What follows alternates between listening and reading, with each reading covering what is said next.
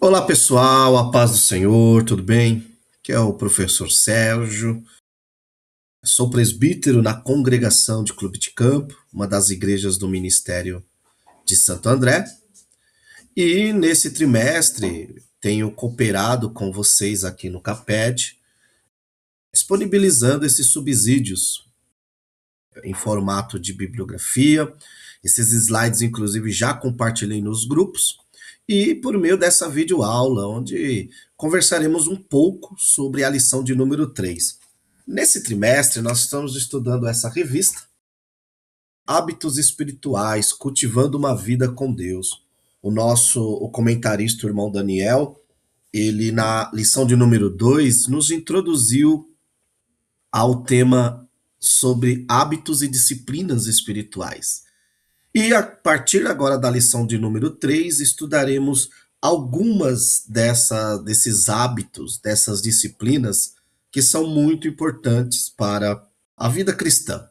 A aula de número 3 tem título O Hábito da Oração, só que eu coloquei ali, acrescentei ali parafraseei esse título com Caminho para a Comunhão Profunda. Antídoto à superficialidade, diálogo bilateral, transformação interior e participação ativa no reino. Esses são 4 pontos importantes sobre a oração, né? Então, logo de cara, o que eu quero que você, professor, compreenda é que essa aula não é para você fazer uma sistemática da oração, como alguns fazem. Olha, irmãos, aqui são passos para a oração, citar textos e mais textos sobre a oração. Não, você deve ir à Bíblia, no entanto, trazendo e fazendo o seu aluno pensar o que é oração e os benefícios da oração. Então, esses são 4 pontos que trabalharemos nessa videoaula, né? Aqui está o sumário diagnóstico. Nós temos um problema e precisamos diagnosticar esse problema e dar o remédio para esse problema, a solução. Traremos aqui o pensamento de grandes pensadores, teólogos da igreja a respeito da temática oração e, claro, acima de tudo, a Bíblia, as Escrituras Sagradas. Estou aqui com a minha Bíblia. Nesse trimestre, eu tenho usado a NVI para preparar os subsídios para conversar com vocês e o propósito da oração. Será que o propósito da oração é Deus mudar e fazer tudo o que eu quero? É isso que nós veremos aqui. Então, o nosso texto-chave diz: Chegai-vos a Deus e ele se achegará a vós. Antes de você adentrar no tema, eu peço a você, professor, uma atenção nesse texto-chave. Ele é muito importante. Muitas das vezes nós só pegamos o capítulo 4, verso 8, mas nós precisamos ler o capítulo inteiro para compreender por que esse texto está ali. Por que Tiago escreveu esse texto? Quando você vai para o capítulo 4 de Tiago, você observa o quê? Que Tiago está tratando com aquela comunidade sobre os sentimentos negativos que têm os dominado. Hábitos negativos. Lembra a aula 2? É cobiça, inveja, orgulho, acepção de pessoas, divisões. Esses sentimentos fortes e pecaminosos estavam dominando aquela congregação. E Tiago chama isso de mundanismo, tá? Então, mundanismo, diferente do que muitos pensam, está mais ligado ao que está dentro do meu coração, que habita o meu coração, porque aquilo que eu pratico é só o que o meu coração deseja, na maioria das vezes. E aí, Tiago vai dar a solução para esse problema. Vocês estão com todos esses sentimentos, vocês estão aí mergulhados no mundanismo, porque vocês não têm um relacionamento profundo com Deus. Vocês não oram. Por isso que vocês são orgulhosos, são arrogantes, são invejosos. Por isso a comunhão de vocês, a comunhão no corpo está sendo destruída. E aí Tiago vai mais além, tá? Tiago chama essa inclinação de atuação diabólica. E como que eu me protejo dessa atuação? Me submetendo a Deus por meio da oração, do jejum, da leitura da Bíblia. Então, aqui está o primeiro ponto. Nós precisamos entender que, a priori, orar não é uma coisa agradável. Porque não é agradável eu tirar as coisas que estão sobre o meu domínio e entregar nas mãos de Deus. Não é agradável eu tirar a ansiedade, porque a ansiedade muitas das vezes, claro, existe questões patológicas, questões, mas estou falando da ansiedade que a Bíblia trata, que sim, na maioria das vezes é falta de fé, é falta de querer se submeter à vontade de Deus. Então, é isso que o texto chave, esse texto principal está trabalhando. Então, traga essa primeira reflexão para os seus alunos. Quando eu não me submeto a Deus, eu me submeto à atuação diabólica. Porque orgulho, ansiedade no sentido de falta de fé, sofrer por algo que eu nem sei ainda, nem vejo. Então, o remédio para isso, o Tiago vai dar, é buscar ao Senhor, é me submeter a Deus. Então, eu preciso fugir desses sentimentos. Então, o nosso texto-chave ele é muito importante para nós termos essa compreensão. Mas vamos lá. Qual é o diagnóstico que nós temos? Nós temos um problema, né? O nosso tempo, ele pode ser considerado o tempo do vazio. Só que olha que interessante. Ao mesmo tempo que falamos que é a era do vazio, que o Bauman vai falar que é a era líquida, né, da sociedade líquida. Enfim, é um momento onde nós mais temos tecnologias, temos facilidades, temos prazeres imediatos.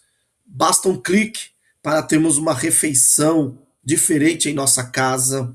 Basta um clique para comprarmos um livro, né? Basta um clique para comprarmos uma passagem e viajar, enfim. Só que, ao mesmo tempo que temos tudo isso à disposição, nós vivemos uma era de vazios. E aí, não pense que só os pensadores atuais é que refletiram sobre isso. Salomão, que teve tudo ao seu dispor, pensou sobre isso e ele chegou a uma conclusão: é tudo vaidade. Diferente do que as pessoas pensam, né? Quando em Eclesiastes 1:2 ele diz vaidade de vaidades, tudo é vaidade, ele não está falando, tá, de roupa, de brinco, de maquiagem. Ele está falando, descrevendo o vazio existencial que existe em nossas almas. Porque todas essas coisas não são suficientes para preencher o vazio da nossa alma, né? Então, como diz o teólogo Dallas Willett, ele apontou de forma cirúrgica: o maior problema da igreja hoje não é a heresia, mas a superficialidade espiritual. Isso aqui é um dado triste, por quê? Porque essa superficialidade, esse vazio que outrora estava só lá fora, agora entrou aonde não deveria, na comunidade de fé, na igreja. Então nós vemos pessoas que vão ao culto buscar entretenimento. Ah, por que que você saiu dessa igreja e foi para outra? Porque lá não tinha coisas para jovens. Mas calma aí, lá não tem a oração, a Bíblia. Jesus está lá? Está, então é o suficiente. Mas, na verdade, nós buscamos entretenimento. Em vez de comunhão, de adorar ao Senhor, nós viramos consumidores de culto. E aí é um triste diagnóstico. As nossas reuniões se tornaram fast foods espirituais. Se a palavra confronta, se a palavra chama para o hábito da oração, para uma vida de santificação, ela não serve. O que serve é a mensagem, a técnica, o cântico que me faça chorar, que me emocione. E está tudo bem, o nosso culto tem que ter emoção? Tem. Mas uma emoção a priori gerada pela palavra, por Cristo. Então, nós vemos que é urgente resgatarmos o hábito intencional da oração, porque até as nossas orações são orações sem intenção, sem propósito. Às vezes nós estamos orando lá pelo irmão enfermo e falando, Jesus, o Senhor pode abrir uma porta por irmão, nós nem sabemos pelo que estamos orando. Isso é muito triste. Então, essa revista, ela é muito importante. E essa lição de número 3 ela é muito importante. Então, volto a dizer, professor, não é para você fazer uma sistemática sobre oração, mas é para você fazer o seu aluno pensar, refletir sobre o hábito da oração e por que nossas reuniões são tão vazias às vezes. São cheias de programação, mas vazias de conteúdo.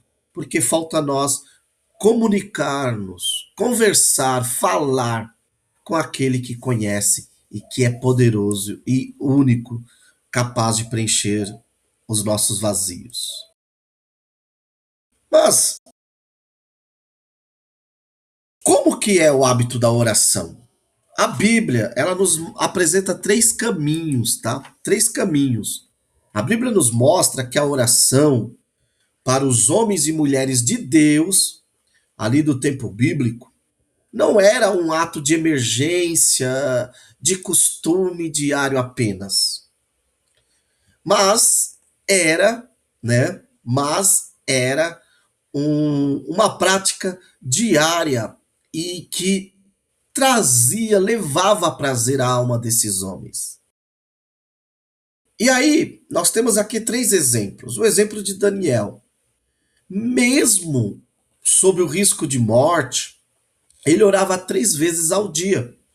E o texto de Daniel 6,10 diz como de costume, revelando o que? Fidelidade e rotina.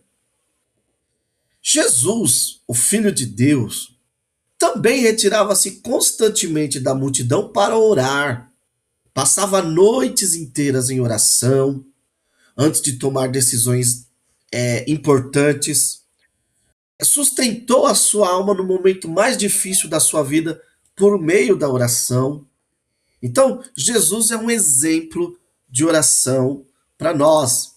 E Paulo, ele nos exorta a orar sem cessar. Isso não significa passar 24 horas de joelho, mas manter uma vida inteira sustentada por uma atmosfera de dependência contínua de Deus e consciente, tá?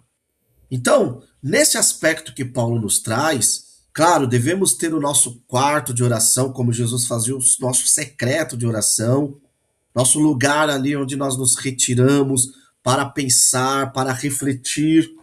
No entanto, constantemente, em todos os lugares, eu posso me submeter à vontade de Deus, né? No meu trabalho, dirigindo, indo trabalhar, enfim, é muito importante isso.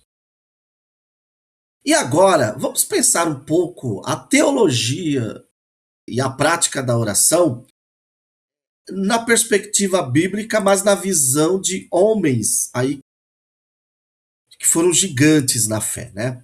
E o primeiro que eu quero trazer aqui, né, para aprofundar a nossa visão, a nossa vida de oração e como devemos olhar para a oração, o John Knox, ele escreveu um livro, chama-se Um Tratado sobre a Oração. Inclusive está aqui no final, quero indicar alguns livros e esse é um dos livros que eu indico para você, professor. E nesse livro, nesse tratado de oração, o reformador escocês John Knox, ele vai nos trazer duas perspectivas importantes sobre a oração. Primeiro, a oração como um refúgio de guerra. Então, para Knox, a oração não era um exercício estético, mas uma necessidade urgente de sobrevivência espiritual.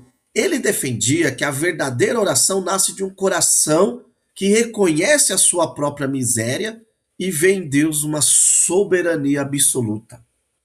E um clamor audaz. Knox dizia que não é por causa da nossa miserabilidade que nós não devemos orar com base nas promessas e no caráter de Deus com ousadia santa. Ou seja, em seu tratado, ele vê que a oração é a maior arma que um crente possui contra a opressão e a incredulidade. Não à toa, não à toa que a rainha Mary Stuart dizia temer mais a oração de Knox do que todos os exércitos da Europa. Uau, né? É muita vida com Deus, é muita vida com Deus, né? Então, o Knox, ele nos traz essas duas perspectivas da oração. Primeiro, eu preciso reconhecer quem eu sou. É o que Tiago trabalha.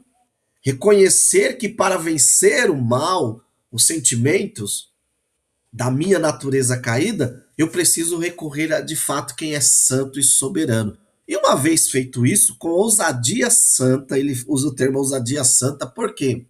Porque eu não devo me aproximar de Deus dando ordem, como se eu mandasse.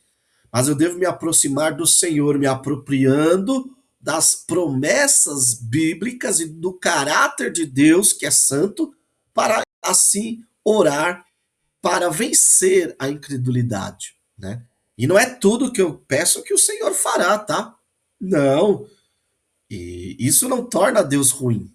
Pelo contrário, quando eu oro, eu me coloco naquilo que o Senhor pensa sobre determinado assunto, né? E aí, nós temos o Lewis, né? O C.S. Lewis, e um livro também que eu indico aqui, Como Orar. E nesse livro, ele desconstrói a nossa concepção infantil da oração, que frequentemente diz que oração é informar, oração é um jeito de mudar o pensamento de Deus. Não. O Lewis trabalha nesse livro a oração sobre duas perspectivas. Primeiro, a oração é uma forma de alinhamento com a realidade de Deus. Então, o Lewis argumenta que nossas orações de petição não são apenas para informar a Deus de algo que ele não saiba, e nem mudam a sua mente soberana. Em vez disso, a oração nos posiciona corretamente diante dele como criaturas dependentes. Isso daqui é importante porque, pessoal, nós vemos, e o Lewis vai trabalhar o segundo ponto, que a oração tem que ser um diálogo real. Então, Lewis insistia que devemos orar com base no que de fato está em nós, sem máscaras religiosas. Então, se estamos distraídos, cansados, com raiva, tristes, devemos confessar isso a Deus de imediato, em vez de fingir uma espiritualidade polida que não possuímos. Isso é importante porque eu já vi muita gente pregando aquele texto de Reis, de Segundo Reis, quando Geazi chega para a Sunamita e fala, vai bem? E ela responde, está tudo bem. E eu já vi gente pregando de forma errada e dizendo, olha, você tem que dizer que está tudo bem, mesmo quando não está. O Lewis vai na contramão e diz, não, não e não. Você tem que ser verdadeiro com o Senhor nos seus sentimentos, nas suas emoções. Tá, Sérgio, mas por que que ela disse que ia bem? Simples. Se você ler toda a história, quando Eliseu se hospeda em sua casa, ele pergunta, o que que você quer? E ela fala, não, tá tudo bem, não, você quer um filho, você terá um filho. E ela ainda diz, olha, meu senhor, parafraseando, eu não pedi um filho, tá? É responsabilidade sua. Então, quando o filho morre, a responsabilidade é de quem? De Eliseu, que prometeu. Claro, ele prometeu baseado, com certeza, em algo que o Senhor Deus havia colocado em seu coração, mas ela entendia que o problema não era dela, era de Eliseu, por isso com ela estava bem. Em outras palavras, agora com Eliseu não, porque ele tem um problema para resolver. É semelhante à atitude que devemos ter. É uma atitude de confiança. Ela não estava zombando de Eliseu, mas ela estava confiando no Deus de Eliseu. E assim deve ser também os nossos sentimentos, né? Nós precisamos confiar ao Senhor. Então, não é ser falso, mas é colocar ao Senhor de forma sincera os nossos verdadeiros sentimentos, mas confiando que aquilo que nós não podemos resolver, Ele é poderoso, segundo a sua boa vontade, para fazer. Né? O próximo aqui que eu quero trazer é o Kierkegaard, Soren Kierkegaard. E ele vai dizer uma coisa muito interessante. Ele vai trazer que a oração é como uma escuta e silêncio. E aí ele diz, tem uma frase dele muito bonita que diz: a função da oração não é influenciar Deus, mas mudar a natureza daquele que ora. Isso é fato. Isso é fato. Então o Kierkegaard ele dizia o seguinte, que a nossa oração não muda Deus, mas a oração muda quem somos, né? E esse teólogo e filósofo dinamarquês, mais filósofo do que teólogo, ele nos ensina algo importante sobre a oração, a importância do silêncio, do falar ao ouvir. Então, à medida que o homem amadurece em sua vida de oração, ele fala cada vez menos, até que a oração se torna apenas um ouvir atento à voz eterna de Deus. Que é o que o nosso comentarista coloca aqui na lição, na página 17, quando ele fala, ele vai dialogar o que é a oração. E ele coloca aqui o case ali de Gênesis 18, né? Onde Deus não apenas age, mas ele revela a Abraão o que está para fazer. E o texto mostra ali uma conversa real. Deus fala, Abraão escuta, responde, questiona, intercede, Deus ouve. Então isso revela algo muito importante, que desde o início Deus deseja se comunicar com o ser humano e nos envolver no que ele está fazendo. E isso faz a ponte para os próximos slides que comentaremos, que é a oração como uma ferramenta de promoção do reino de Deus, né? Eu achei maravilhosa essa frase. Então, quero trazer também aqui pensamento de duas pessoas que viveram a oração como uma das grandes armas do seu ministério. O Spurgeon, o príncipe dos pregadores, mas que no livro Heróis da Fé, o Orlando Boyd escreve que ele era, antes de tudo, antes de mais nada, antes de ser o príncipe dos pregadores, ele era o príncipe dos joelhos, né? Certa vez perguntaram para o Spurgeon qual o sucesso da sua pregação, e ele apontou para um quarto e disse: naquele quarto, quando estou pregando, há pessoas orando, intercedendo por mim. O Spurgeon não via, não conseguia ver sucesso em um ministério sem oração. Então, e o Spurgeon ele era muito, usava muitas metáforas, né? E ele usava uma metáfora que dizia o seguinte, que orar é apresentar os cheques de Deus no banco da fé. Orar de verdade é pegar uma promessa bíblica e apresentá-la ao Senhor, argumentando com base em sua fidelidade e no sangue de Cristo. Então não é com base na promessa do profeta que falou que em 3 dias Deus fará tal coisa. É com base nas promessas da Bíblia. E confiando que o Senhor é poderoso, segundo a sua boa vontade, para realizar, né? O próximo é o John Weed. Talvez muitos não conheçam esse livro, mas esse foi um dos primeiros livros que eu li quando eu me converti adolescente, que é O Homem que Orava. O John Weed foi um missionário, ele nasceu em 1865 e morreu em 1912. Foi um missionário norte-americano na Índia, quando ainda o trabalho na Índia estava iniciando, ele foi um dos primeiros a ir lá, e ele teve muito sucesso lá, por quê? porque a sua vida ali foi consumida pela oração de intercessão.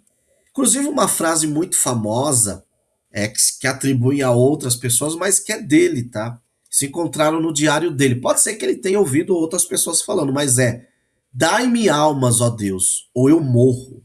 Uau, gente. Uau. Será que nós temos esse tipo de entrega na oração? O Ide, ele passava noites inteiras prostrado em oração. E tem um caso nesse livro, O Homem que Orava, um livro bem antigo, mas muito bom, que conta que uma certa vez foram perguntar para alguns, depois que ele morreu, passou algum tempo, outras pessoas foram lá e começaram a evangelizar. E dentro do povo que ele ficou, perguntaram assim: como é Jesus para vocês? E aí uma das pessoas ali se levantou e falou assim: olha, nós vimos várias vezes ele orar, passar noites e noites orando e chorando aqui entre nós. Falou, mas como que ele era? E aí ele deu a descrição, quando foi ver, era a descrição do Weed, do John Weed, né? A oração nos faz parecidos com Jesus. A outra frase nesse livro muito legal e profunda que diz assim que orar é colocar a cabeça no peito de Jesus e sentir as batidas do seu coração. Isso nos toca, né? E ele então o Id ele não apenas orava por outros, mas ele tinha uma capacidade de se identificar com as dores e pecados do povo em profunda contrição, né? Ele tinha um coração intercessor, intercessor. Avançando aqui, agora falaremos de dois homens que viam na oração algo para a glória de Deus. O John Wesley, né? O John Wesley dizia que a oração é o combustível de um avivamento, tá? Ele era tão disciplinado na oração que ele acordava às 4 da manhã para leitura bíblica e oração fervorosa. Ele dizia que negligenciar a oração diária era abrir as portas para a mornidão espiritual. Então, nós estamos aí, às vezes, vez ou outra, orando, querendo avivamento, mas fazemos da maneira errada, né?